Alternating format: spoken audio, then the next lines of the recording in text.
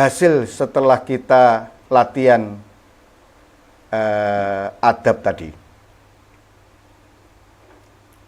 Jika latihannya benar, hati seorang murid akan menjadi bersih.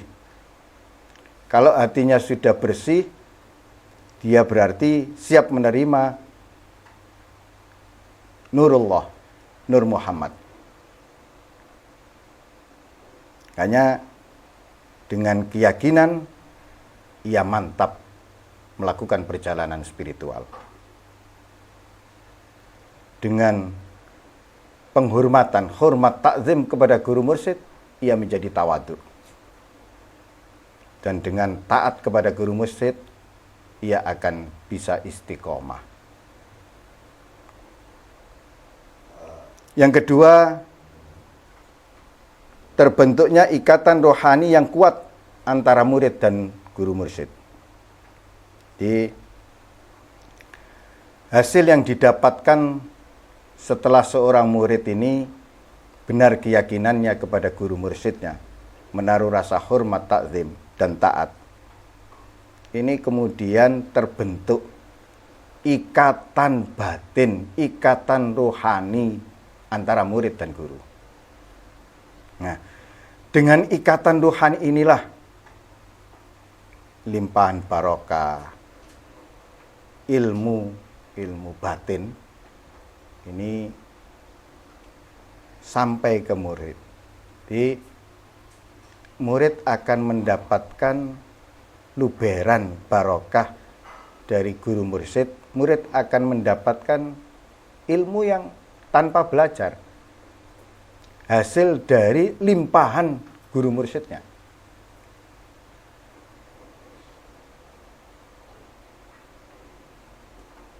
Yang ketiga, hasilnya adalah seorang murid mampu mengendalikan hawa nafsunya. Kenapa? Karena dengan terus berlatih adab yang benar kepada guru mursyid, ini murid akan belajar untuk tunduk dan patuh. Nah, di kondisi tunduk dan patuh itulah nafsu tidak menjadi penghalang. Yang menjadikan seseorang tidak mau tunduk dan patuh itu ya nafsunya. Nafsu rendahnya itu. Egonya itu. Maka jika ingin mampu mengendalikan hawa nafsu, ini belajarlah untuk tunduk dan patuh kepada guru mursyid.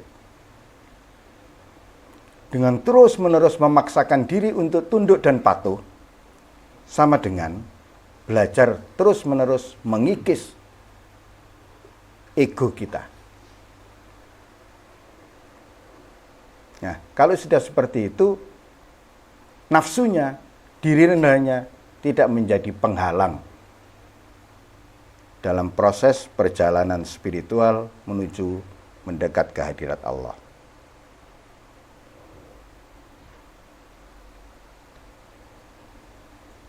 Yang keempat, hasil dari latihan adab adalah ya perjalanan suluknya, proses menuju mendekat ke hadirat Allah lebih aman dan terarah. Jadi kalau tidak melalui tahapan latihan adab tadi, proses perjalanan rohani itu bisa tersesat, terhenti di jalan. Yang terakhir, seorang murid siap mencapai makom hadrat Rabbi. Nah, ya ini tahapan. Jadi apa yang dikatakan oleh para masyayikh sufi bahwa yang bisa mengantarkan ibadah untuk sampai ke hadirat Allah adalah ibadah yang dilakukan dengan penuh adab. Nah, tidak akan bisa sampai ke hadirat Allah sebelum seorang murid beradab dengan benar dan baik kepada guru mursyidnya. Karena adab kepada guru mursyid itu merupakan langkah awal untuk bisa beradab kepada Allah dan Rasul-Nya. Jadi adab murid kepada guru ini latihan. Melatih diri agar kemudian bisa beradab dengan benar dan baik kepada Allah dan Rasulullah. Makanya, nggak bisa seseorang beradab kepada Allah, kepada Rasulullah, tanpa memiliki guru mursyid. Latihan untuk beradab kepada Allah dan kepada Rasulullah itu ya kepada guru mursyid.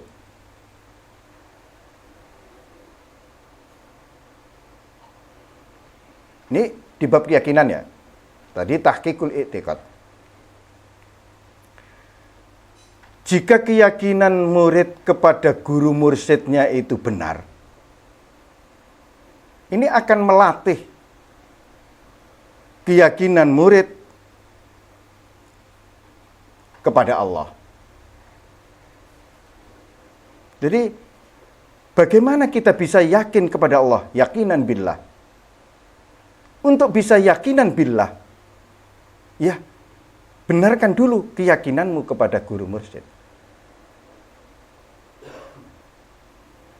Demikian pula, bagaimana kita bisa beradab dengan benar dan baik kepada Allah, bisa hormat takzim kepada Allah, benar-benar mengagungkan Allah. Kita tidak bisa kalau kita tidak terus berlatih bagaimana hormat takzim yang benar kepada guru mursyid. Nah, dengan kemudian terus kita melatih hormat takzim, kita menjadi rendah hati di hadapan guru mursyid. Dengan terus merendahkan hati sampai ya serendah-rendah mungkin, baru kita bisa rendah hati di hadapan Allah. Ini ihtikor, salah satu sifat penghambaan, menghinakan diri sehina-hinanya di hadapan Allah. Nah, bagaimana bisa begitu? Inilah kemudian kita harus bagaimana kita berlatih menghinakan sehina-hinanya di hadapan guru mursyid. Demikian pula dengan ketaatan dan kepatuhan kepada guru mursyid. Ini agar seorang murid kemudian bisa benar-benar taat dan patuh kepada Allah dan Rasul-Nya. Tidak akan mungkin bisa taat dan patuh kepada Allah, kepada Rasulullah, jika tidak taat dan patuh kepada guru mursyid terlebih dahulu. Jadi latihannya itu ya di guru mursyid.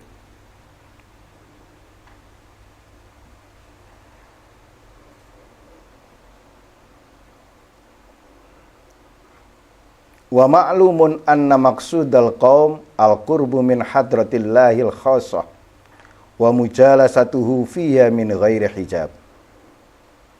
Dan sudah diketahui bahwa tujuan kaum sufi adalah dekat dengan hadirat Allah yang khusus serta duduk bersamanya tanpa penghalang.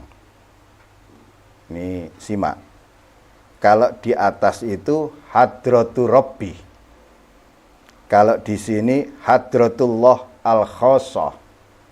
Nah, ini menandakan bahwa di kalimat yang atas ya, wala yasilu tadi ila hadrati rabbi, yaitu hadratu rabbi ini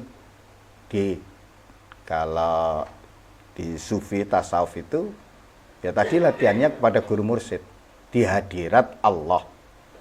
Di hadirat Allah itu di hadirat Rabb. Di hadirat Rabb itu al-murabbi. Jadi salah satu makna Rabb itu murabbi. Lah guru mursyid itu itu tarbiyah, mazhar tarbiyahnya Allah.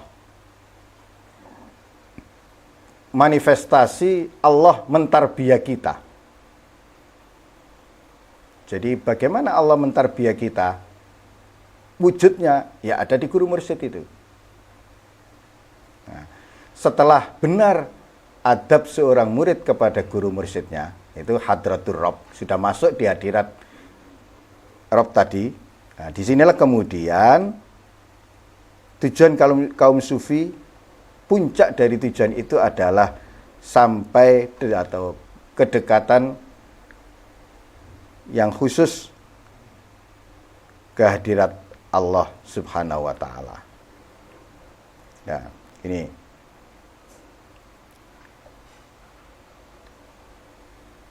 bagi umumnya orang, ya, bagi kebanyakan orang, tujuan ibadah itu adalah memperoleh pahala dan kenikmatan surga. Dah, ini umum. Bagi kelas khusus, tujuan ibadah itu adalah kedekatan dengan Rabb, kedekatan dengan guru mursyidnya. Bagi kelas istimewa, tujuan ibadah adalah kedekatan dengan Allah. Al-qurb min hadratillah al-khassah. Jadi kedekatan yang khusus, kedekatan yang tidak ada penghalang antara dirinya dengan Allah. Makanya para sufi itu kalau mencapai kalau punya impian, punya cita-cita, itu selalu yang mentok-mentok. Nah, tujuan tertinggi ibadah bagi kaum sufi adalah bagaimana agar dirinya bisa dekat dengan Allah.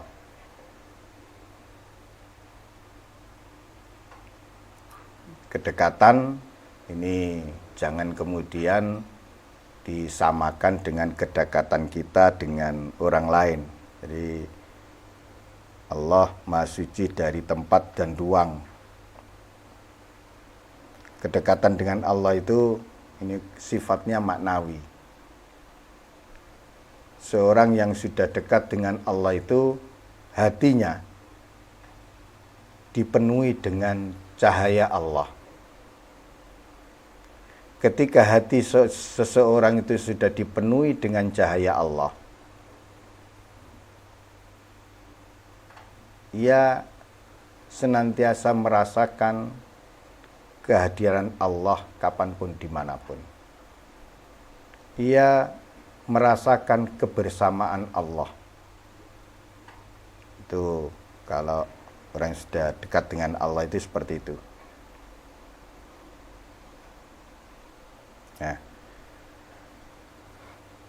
Hadratullah al-Khassah ini makom spiritual yang sangat tinggi.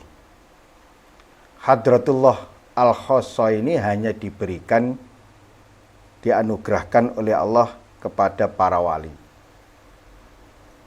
Jadi, Hadratullah al-Khassah ini dimaknai mujalasah min ghairi hijab. Itu di mujalasah min ghairi hijab ini duduk bersama Allah tanpa hijab, tanpa tabir penghalang. Ya, saking dekatnya seorang hamba dengan Allah. Di proses atau di makom ini, seorang hamba tidak hanya merasakan pengawasan Allah. Ia tenggelam dalam penyaksian kepada Allah, musyahadah. Ya. Wa mujalasatuhu fiha.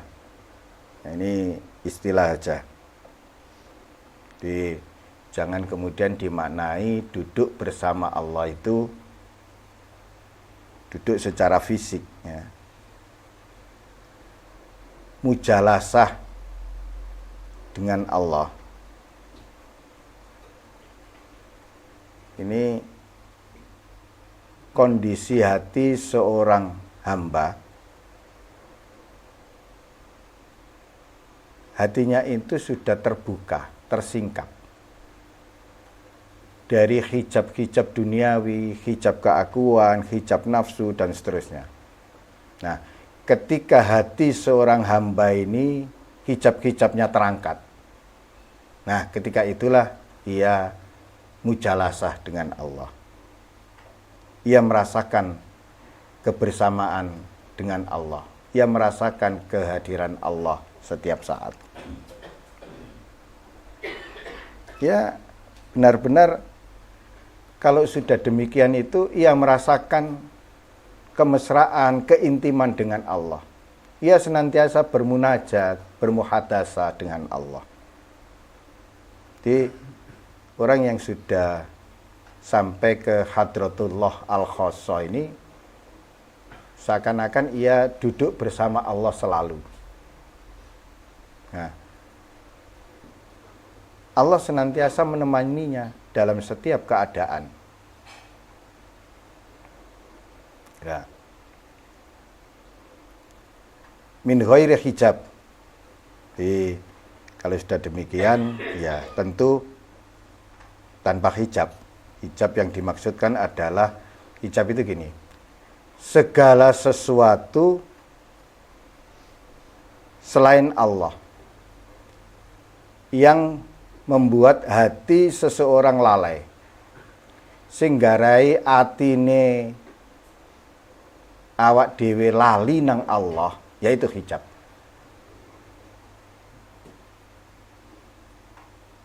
Yang semestinya hati ini terus-menerus berzikir mengingat Allah. Kemudian hati ini lalai dari berzikir mengingat Allah, yaitu hijab. Jadi bentuknya ya macam-macam. Bisa hawa nafsunya, egonya, kecintaannya kepada dunia. Ya apa saja, sampai ketika bangga dengan amal perbuatannya. Ini juga menjadi hijab. Nah, hijab-hijab ini hanya bisa disingkapkan melalui ya mujahadah.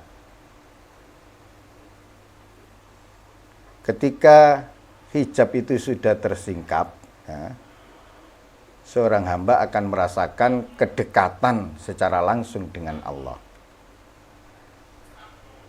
Ini.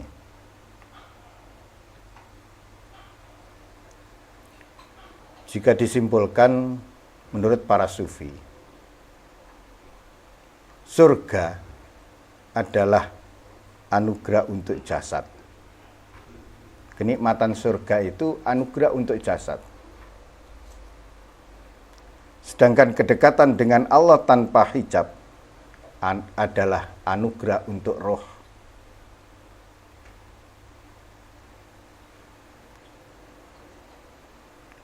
Bagi kaum sufi, surga itu hanyalah efek samping.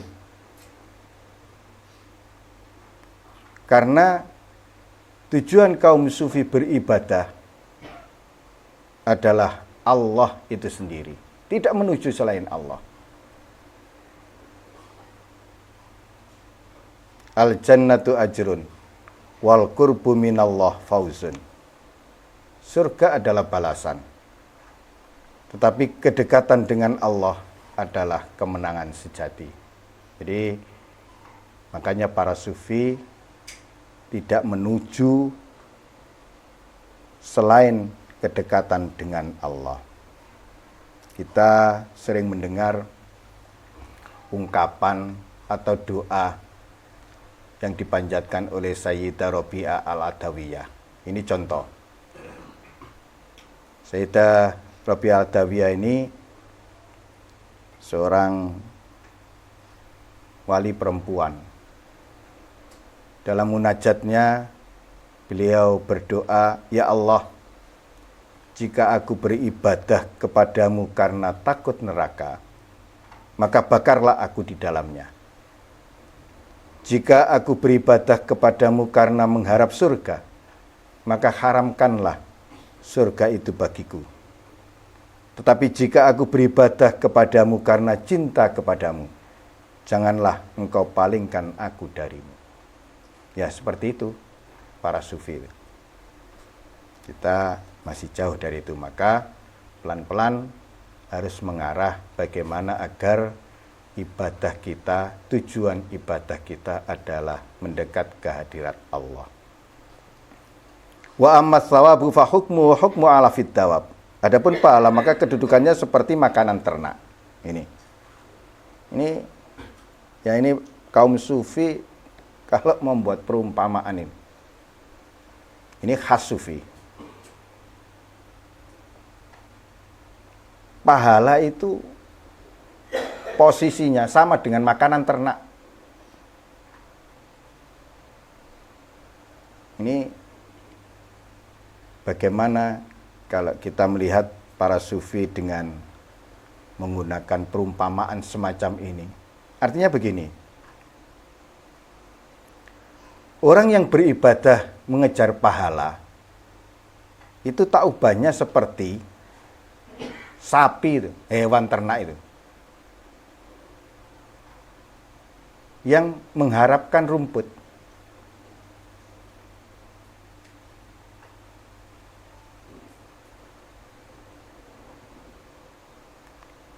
Bukan maksudnya meremehkan, tapi jangan sampai kemudian maksud dan tujuan ibadah itu hanya sekedar pahala dan surga. Para sufi mengingatkan agar mendorong kepada siapapun bahwa tujuan ibadah itu adalah ya Allah itu sendiri.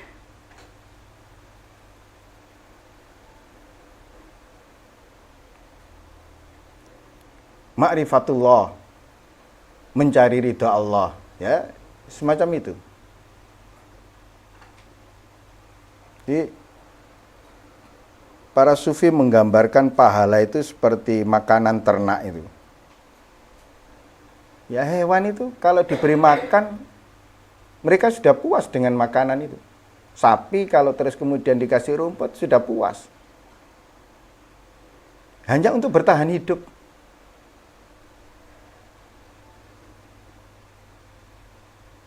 Tidak ada makna yang lebih tinggi bagi sapi itu selain untuk memenuhi kebutuhan jasmaninya.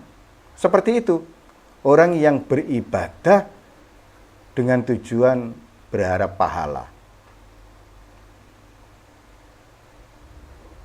Kayaknya kalau perumpamaan ini ya jangan begitulah. Jadi, seseorang yang beribadah demi mengharapkan pahala, ya, sekali lagi, itu tak ubahnya ia seperti hewan yang cukup dengan makanan. Ia berhenti pada tingkatan yang rendah. Ia puas dengan balasan duniawi atau ukhrawi, bukan kedekatan dengan Allah.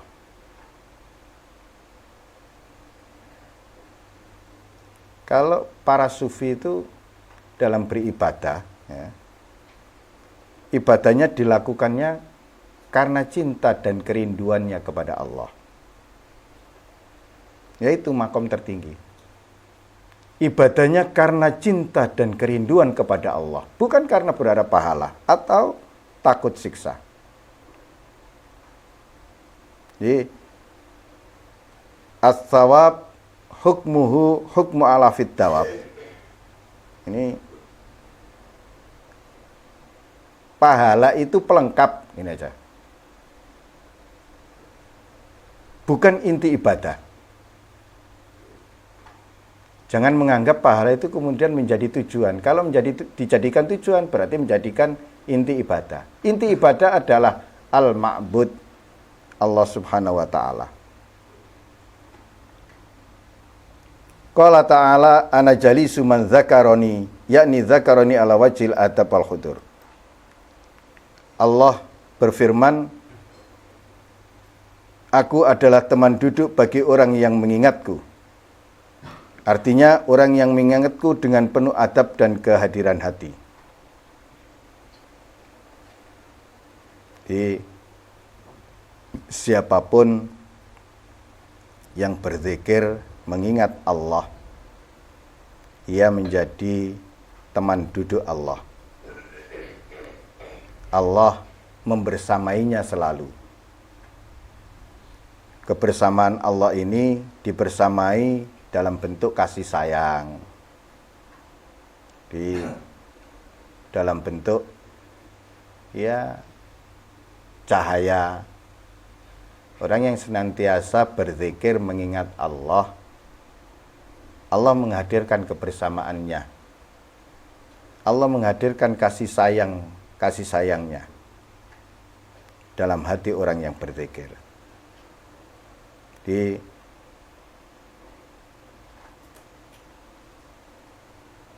ketika seorang hamba benar di dalam berzikirnya, ia bisa merasakan kehadiran Allah di dalam hatinya.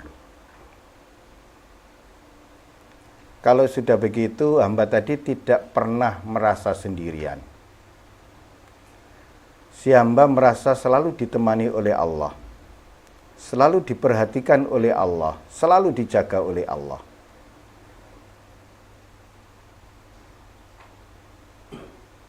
Makanya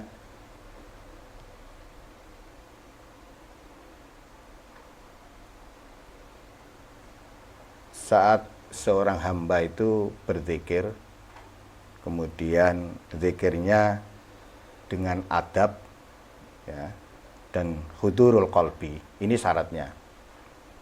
Itu yang penjelasannya, yakni zakaroni ala wajhil adab wal hudur. Itu dibersamai oleh Allah.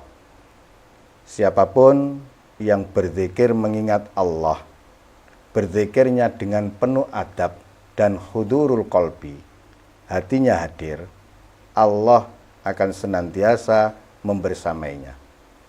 Allah akan senantiasa melimpahkan rahmatnya, menerangi hatinya dengan cahayanya. Sehingga ini contoh adab ya. Ketika kita berzikir, contoh misalkan kita berzikir ismu zat, kita menyebut ismu zat Allah, Allah, Allah, Allah. Itu harus disertai dengan penuh penghormatan, hormat ta'zim, penuh pengagungan.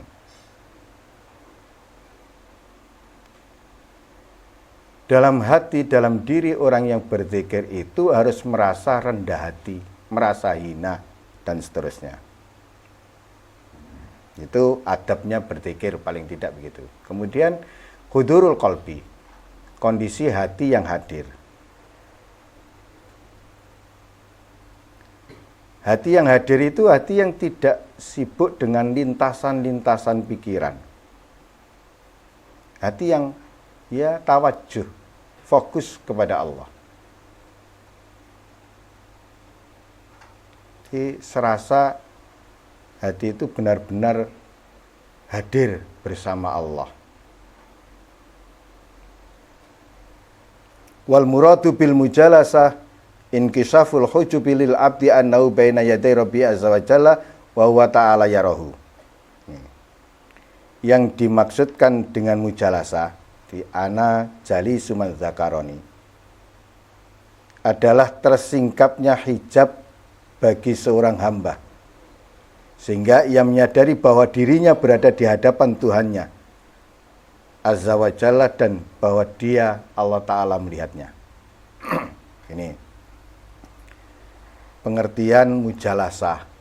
Jalasah itu duduk bersama Allah secara bahasa.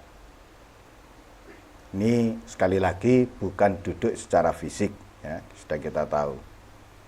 Tapi mujalasah dengan Allah itu kondisi rohani yang hadir bersama Allah.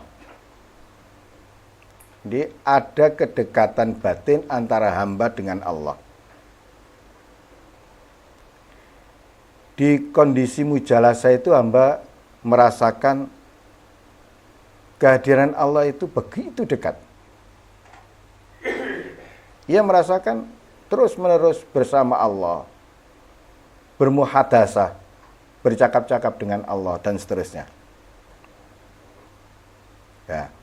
Bagaimana agar seseorang ketika berzikir itu mengalami mujalasah? Sebagaimana hadis qudsi tadi. Mujalasah itu terjadi ketika hijab-hijab hati tersingkap. Kalau hati kita sudah, hijab-hijab hati kita sudah tersingkap, ya, duniawi dan lain sebagainya itu, hati kita menjadi jernih, menjadi bening. Nah, ketika hati sudah bening itu, hati ini akan mampu menyaksikan kehadiran Allah.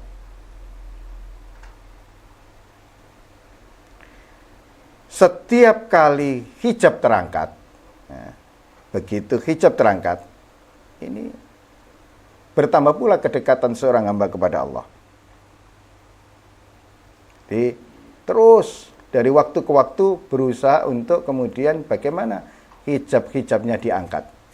Nah, semakin hijab itu terangkat, semakin dekat ia dengan Allah, semakin mendalam mujalasahnya dengan Allah. Makanya saat hijab yang menutupi hatinya itu tersingkap, seorang hamba merasakan seakan-akan berada di hadapan Allah. Itu baina yaday Rabbih.